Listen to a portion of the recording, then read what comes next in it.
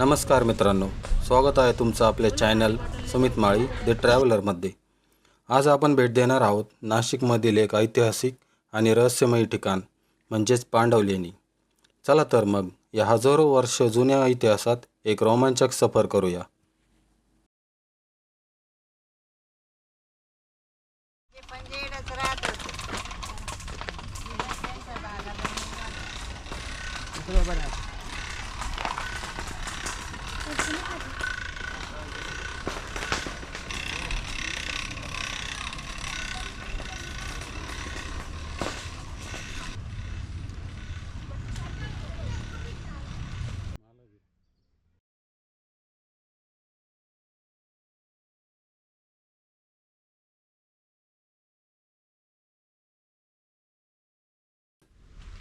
पांडवलेणी या नाशिक शहराजवळील त्रिरश्मी टेकडीवर वसलेल्या आहेत। येथे पोहोचण्यासाठी तुम्हाला थोडं ट्रेकिंग करावं लागतं, पण वर पोहोचल्यानंतर दिसणारा नजारा खूपच सुंदर असतो।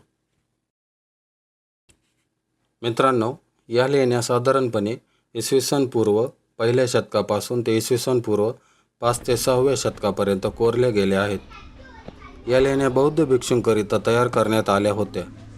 येथे एकूण 24 लेण्या आहेत, ज्यामध्ये विहार म्हणजेच राहण्याची जागा आणि चैत्यगृह म्हणजे प्रार्थनेसाठी हॉल तयार करण्यात आले आहेत।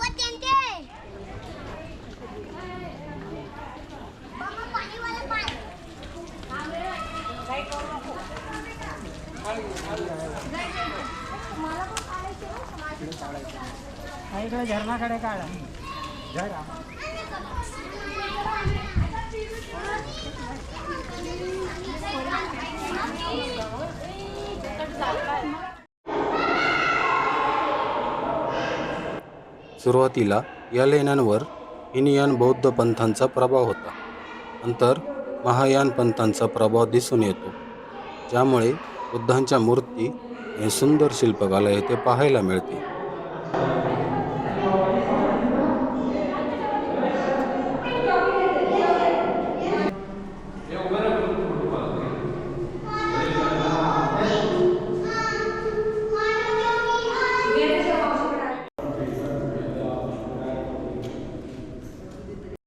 आता प्रश्न येतो की या लेण्यांना पांडवलेणी असं नाव का पडलं?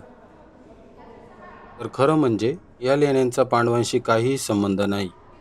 लोककथेनुसार पांडवांनी येथे वास्तव्य केलं होतं, म्हणून हे नाव प्रचलित झालं। येथील खास वैशिष्ट्य म्हणजे खडकात कोरलेली वास्तुकला, पाण्याच्या टाक्या आणि प्राचीन शिलालेख।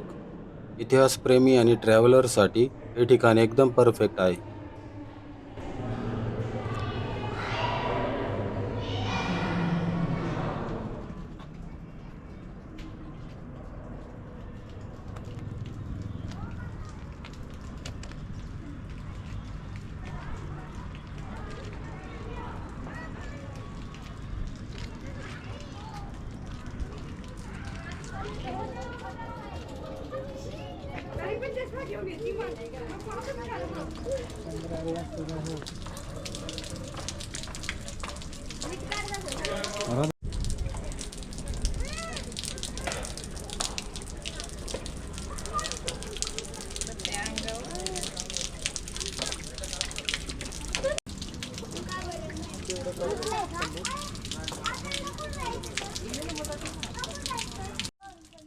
या लेण्या मुख्यतः बौद्ध भिक्षूंकरिता निवास म्हणजेच विहार आणि प्रार्थना म्हणजे चैत्यगृह म्हणून बनवल्या गेल्या।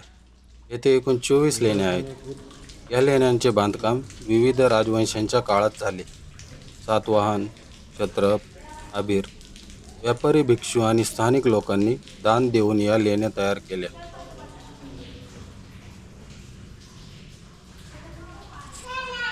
काही इतिहासकारांच्या मते पांडव हे नाव पुंड्रू म्हणजे पिवळा रंग, भिक्षूंचे वस्त्र या शब्दापासून आले आहे।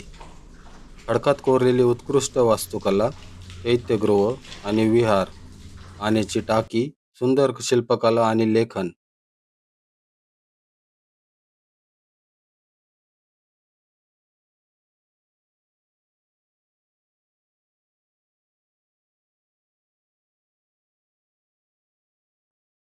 पांडवलेणी या महाराष्ट्रातील एक महत्त्वाचे ऐतिहासिक आणि पर्यटन स्थळ आहे. या लेण्या आपल्याला प्राचीन बौद्ध संस्कृती, कला आणि वास्तुकलेचा अनमोल वारसा दाखवतात.